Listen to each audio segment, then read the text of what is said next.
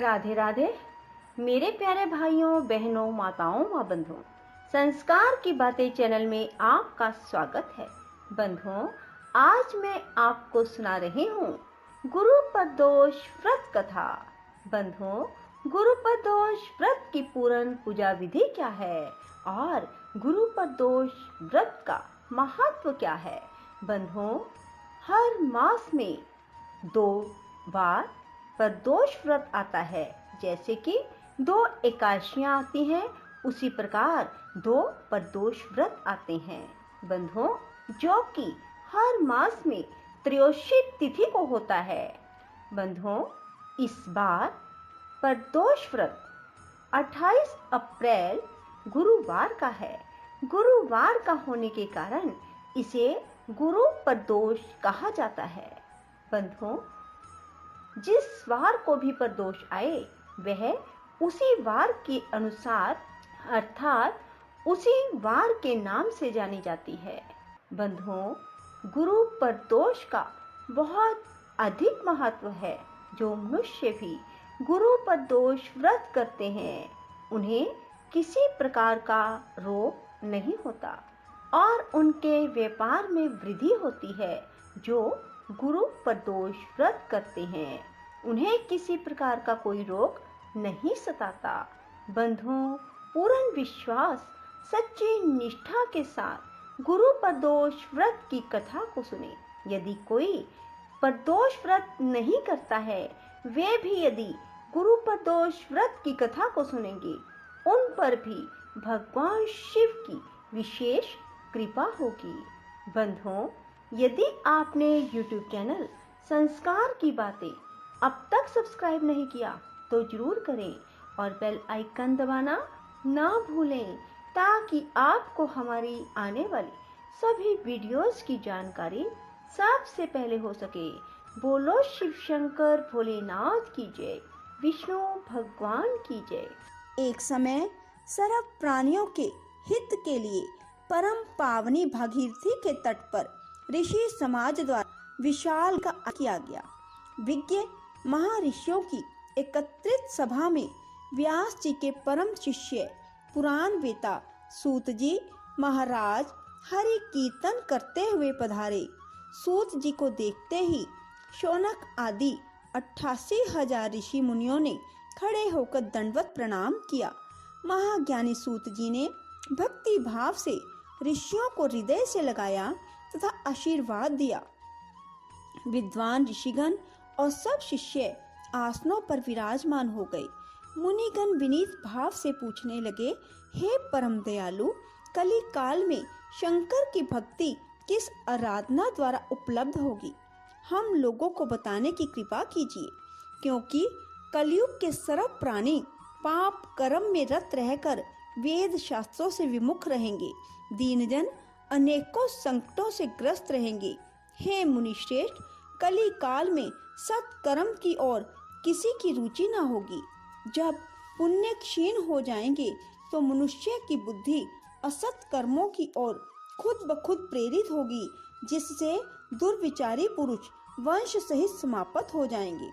इस अखिल भूमंडल पर जो मनुष्य ज्ञानी होकर ज्ञान की शिक्षा नहीं देता, उस पर परम पिता परमेश्वर कभी प्रसन्न नहीं होते। हे महामुने, ऐसा कौन सा उत्तम व्रत है जिससे मन वांछित फल की प्राप्ति होती है? आप कृपा करके बतलाइए। ऐसा सुनकर दयालु हृदय श्री सूत जी कहने लगे, हे श्रेष्ठ मुनियों तथा शौनक जी, आप धन्यवाद के पात्र हैं। आपके विचार सराहनीय एवं प्रशंसनीय हैं। आप वैष्णव अग्रगण्य हैं, क्योंकि आपके हृदय में सदा परहित की भावना रहती है।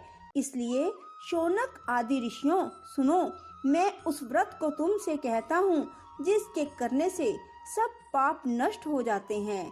धन वृद्धि कारक, दुख विनाशक, सुख प्राप्त कराने वाला, संतान देने वाला, मन वांछित फल प्राप्ति कराने वाला यह व्रत तुमको सुनाता हूँ, जो किसी समय भगवान शंकर ने सती को सुनाया था और उनसे प्राप्त यह परम श्रेष्ठ उपदेश मेरे पूज्य गुरु जी ने मुझे सुनाया था, जिसे आपको समय पाकर शुभ वेला में मैं सुनाता हूँ, बोलो उमापति भगवान शंकर की जय।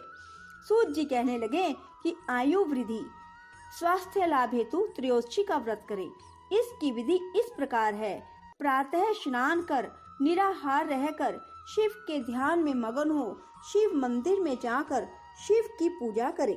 पूजा के पश्चात अरद पुंड त्रिपुंड का तिलक धारण करें, बिल्व पत्र चढ़ाएं, धूप दीप अक्षत से पूजा करें, ऋतु फल चढ़ाएं, ओम नमः शिवाय मंत्र का रुद्राक्ष की माला से जप करें, ब्राह्मण को भोजन करा सामर्थ्य अनुसार दक्षिणा दे।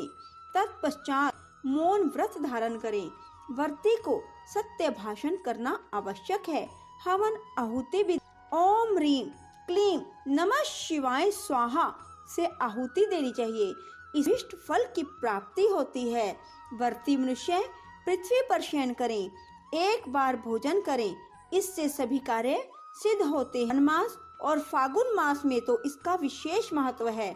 यह सर्व सुख धन आरोग्यता देने वाला है।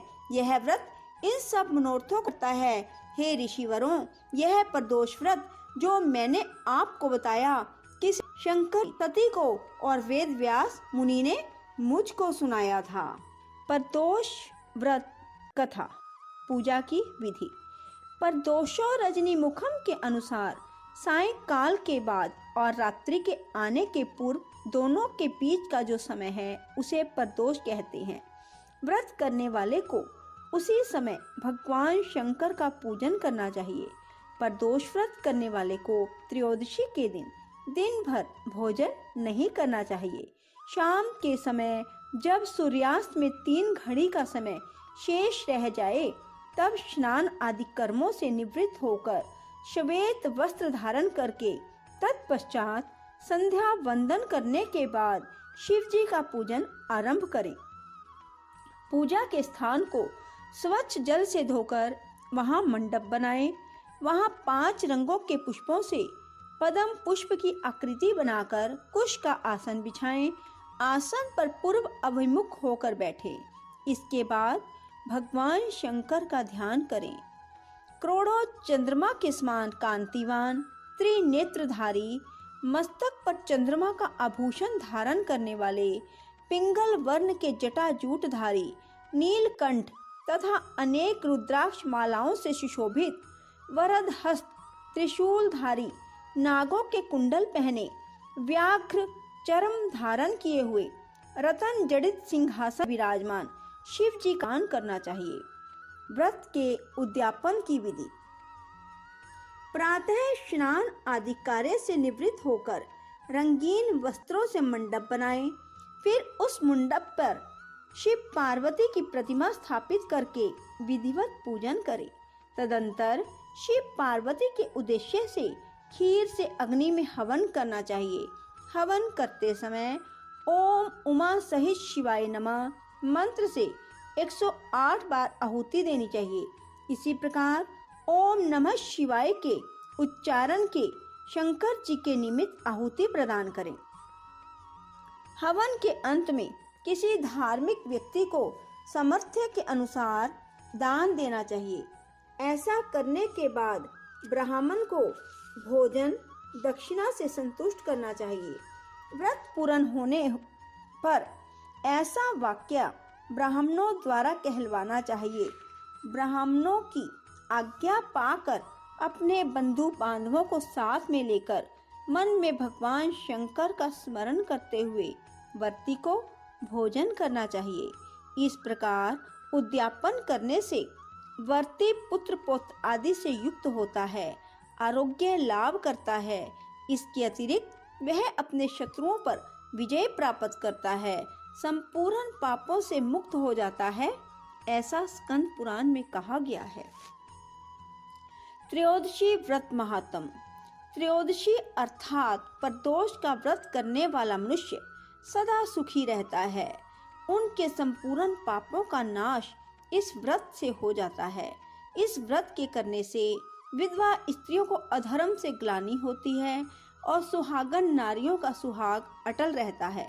बंदी कारागार से छूट जाता है। जो स्त्री पुरुष जिस कामना को लेकर इस व्रत को करते हैं उनकी सभी कामनाएं कैलाशपति शंकर जी पूरी करते हैं। सूत जी कहते हैं, त्रयोदशी का व्रत करने वाले को 100 गौदान का फल प्राप्त होता है। इस व्रत को जो विधि विधान और तन मन धन से करता है उसके सभी दुख दूर हो जाते हैं। प्रदोष व्रत में वार परिचय। रवि प्रदोष दीर्घ आयु और आरोग्यता के लिए रवि प्रदोष व्रत करना चाहिए। सौम्य प्रदोष ग्रह दोष निवारण कामना हेतु सौम्य प्रदोष व्रत करें। मंगल प्रदोष रोगों से मुक्ति और स्वास्थ्य हेतु मंगल प्रदोष व्रत करें। बुध प्रदोष सर्व कामना सिद्धि के लिए बुध प्रदोष व्रत किया जाता है। बृहस्पति प्रदोष व्रत शत्रु विनाश के लिए बृहस्पति प्रदोष व्रत करें। शुक्र प्रदोष सौभाग्य और स्त्री की समृद्धि के लिए शुक्र प्रदोष व्रत किया जाता है। शनि प्रदोष खोया हुआ राज्य व पद प्राप्ति की कामना हेतु शनि प्रदोष व्रत करें। गुरु प्रदोष बृहस्पति त्रयोदशी व्रत शत्रु विनाशक भक्ति प्रिय व्रत है। यह अति श्रेष्ठ 12 मास तिथि सबसे भी है। यह व्रत अति ज्येष्ठ। कथा इस प्रकार है कि एक बार इंद्र और वृतासुर में घनघोर युद्ध हुआ। उस समय देवताओं ने दैत्य सेना पराजित कर नष्ट भ्रष्ट कर दी। अपना विनाश देख वृतासुर अत्यंत क्रोधित हो स्वयं युद्ध के लिए उद्यत हुआ। मायावी असुर ने आसुरी माया से भयंकर विकराल रूप धारण किया। उसके स्वरूप को देख इंद्रादि सब देवताओं ने इंद्र के परामर्श से परम गुरु बृहस्पति जी का आवाहन किया। गुरु तत्काल आकर कहने लगे, हे देवेंद्र, अब तुम वृतासुर की कथा ध्यान मगर होकर सुनो। वृतासुर प्रथम बड़ा तपस्वी कर्मनिष्ठ था। उसके गंधमादन पर्वत पर उग्र तप करके शिव जी को प्रसन्न किया था।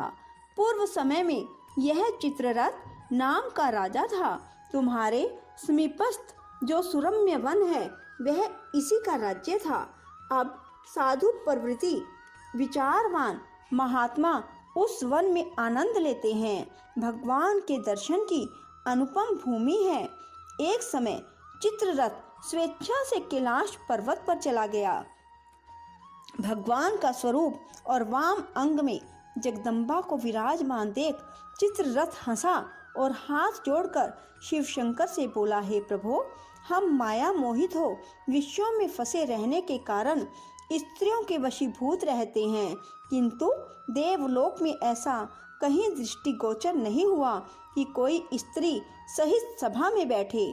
चित्ररथ के ये वचन सुनकर सर्वव्यापी भगवान शिव हंसकर बोले, राजन, मेरा व्यवहारिक दृष्टिकोण अलग है। मैंने मृत्युदाता कालकूट महाविष का पान किया है, फिर भी तुम साधारण जनों की भांति मेरी हंसी उड़ाते हो।